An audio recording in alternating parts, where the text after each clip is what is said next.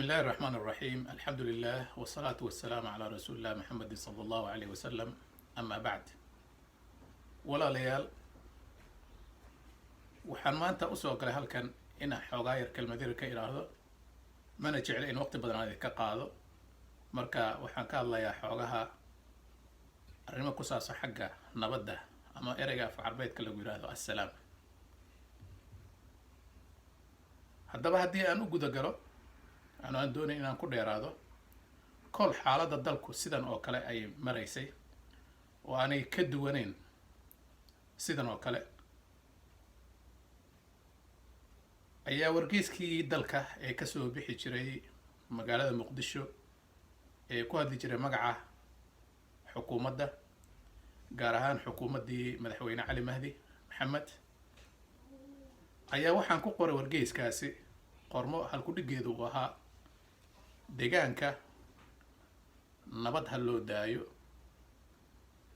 dadkuna nolol ha loo doono marka maantana waxaad moodaa in aanay ka duwaneyn arrintii oo kale marka waxaa qasab igu noqotay inaan soo cusboonaysiiyo oo aan mar kale iraahdo anoo ku boorinaya hoggaanka siyaasadda ee dalka muxaafid iyo mucaaradba in dadka Soomaaliyeed loo turo nabadda laga shaqeeyo wax walibana lagu raadiyo wada hadal oo aan laga dhigin arrimaha iyo waxyaabaha iska fudud qaarkood oo la xallin karo qori ku taag ama mid ku taag in aan laga dhigin oo nabadda laga shaqeeyo si nooluhu uu u nabad galo nabaddu waa shay qaali ah waxaana dad muslimiin ah oo islaamnimo sheeganaya haddii aad si fiican u dheehato oo aad u akhrido kitaabka qur-aanka kariimka si weyn ay uga hadlayaa nabadda ama assalaam waxa loo yaqaano af carbeedka lagu yiraahdo assalaam assalaam macnaheedu waa nabad oo assalaam markii aan soo qaato ereygaas oo keliya waxa uu yahay ama uu ka mid yahay 99 ka magac ee Allah subhanahu wa ta'ala ayuu ka mid yahay oo wuxuu ka mid yahay asmaa'ullah al-husna ayuu ka mid yahay ereyga assalaam bal qiimaha uu leeyahay bal meesha ka eegta Allah subhanahu wa ta'ala sura xashr waxa uu ku yiri huwa Allahu alladhi la ilaha illa huwa al-malik al-quddus as-salam dhanka kale markaad eegto shacaarka islaamka ama shacaarka ama astaanta dadka muslimiinta ah waa salaam waa nabad ama assalaam waa u dhiganta nabad oo salaanta ay isku bariidayaan dadka muslimiinta ah ayaaba ah oo loo doortay assalaamu calaykum nabadi korkiina ha ahaato nabadi dushiina ha ahaato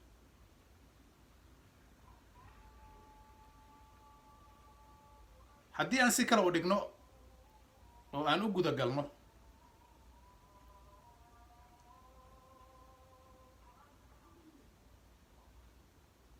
salaanta Allah subhanahu wa ta'ala uu ku salaamayo dadka mu'miniinta ah suuban ee saalixiinta ah maalinta qiyaamaha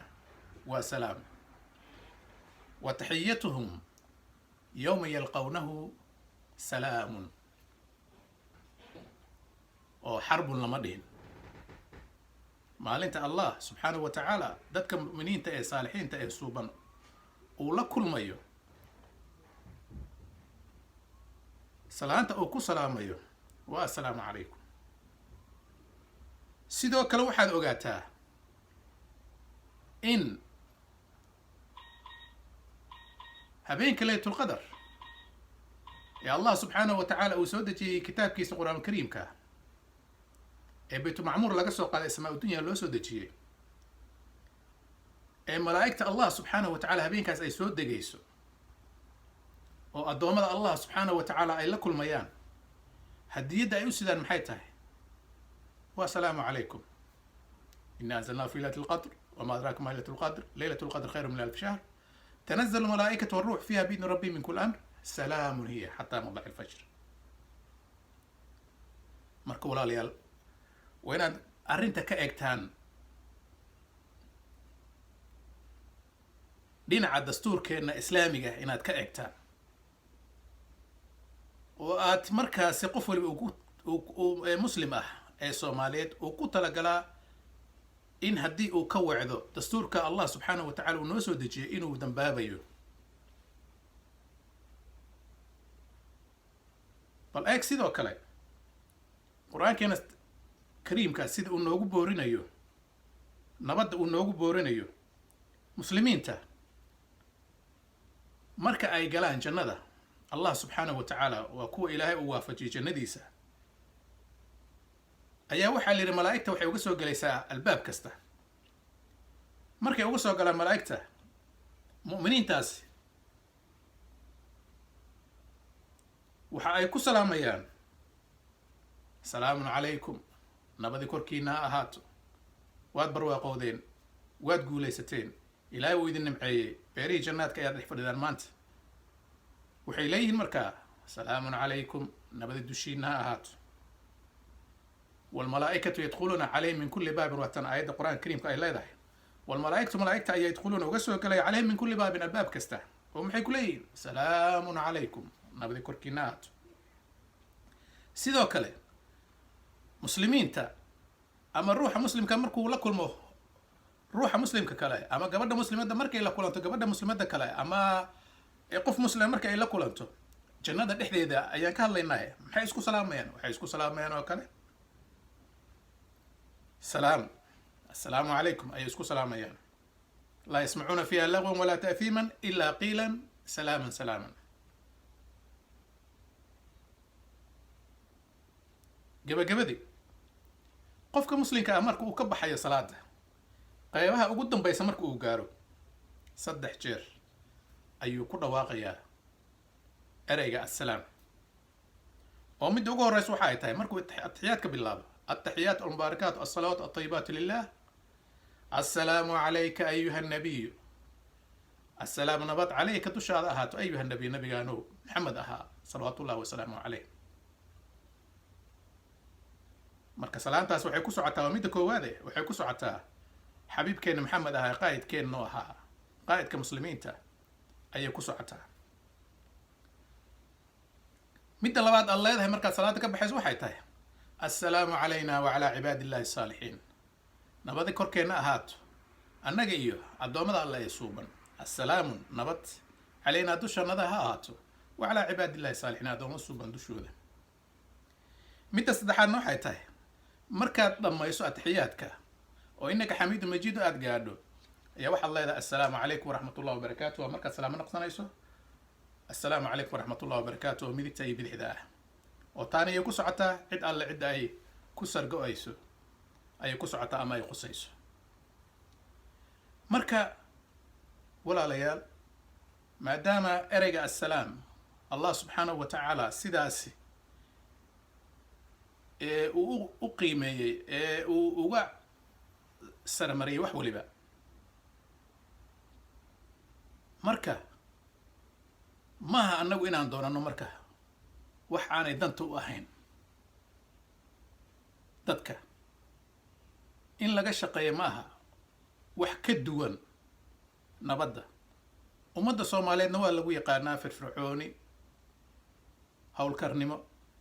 oo dunida maalin kasta maanta meel kasta aad ka tagto waxaad ku arkaysaa dadka Soomaalida ah inay ka dhex muuqdaan dadka kale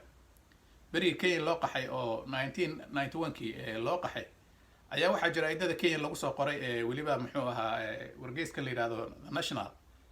East Africa ka soo baxa waxa lagu soo qoray hayaay waxa Soomaaliya dhinaceeda nooga yimid markaan oo nooga imaan doona dad fara badan oo annagu faa'iida ayaa noogu jirta ay yiraahdeen dadka kenyaanka ah sababta waxaan helaynaa dad shaqaale ah ay noo shaqeeya oo qiimo jaban noogu shaqeeya tan ka dhacdana waa la ogaa soomaalida markay meesha tagtay iyagaa bilaabayba dadkii kenyaanka ahaa inuu shaqooyinka ay u dirsadaan oo iyagoo ay u shaqeeyaan oo shaqaale ay u noqdaan South Africa waxaa ka dhacay waad arkaysaa ganacsiga heerka ay ka joogaan dadka Soomaalida ah Dubai haddaad tagto waad arkaysaa Maraykanka haddaad tagto Canada haddaad tagto meel kasta aad tagto heerka ay ka marayaan dadka Soomaalida ganacsiga waad arkaysaa marka walaalayaal weliba waxaan la hadlayaa hoggaanka dalka muxaafid iyo mucaarada ummadda Soomaaliyeed nabad ayaa deeqda nabad ha loo daayo haddii adigu waxaaga ilaa oo jeebabka ku kuusan yihiin dad waxaa jira qutaliyoonkooda uu ku xiran yahay socodka ay u socdaan ilaa ay suuqa Bakaare ama magaalada ay u socdaalaan ayaa qutaliyoonkooda uu ku xiran yahay marka ku dheeraan maayo mar kale waxaan leeyahay wax waliba hadal ha lagu raadiyo ummadda dagaal sokeeyay oo kale ayaan lagu sanbirixin deegaankana nabad ha loo daayo dadkuna nolol ha loo doono wassalaamu calaykum waraxmatullahi wabarakaatuh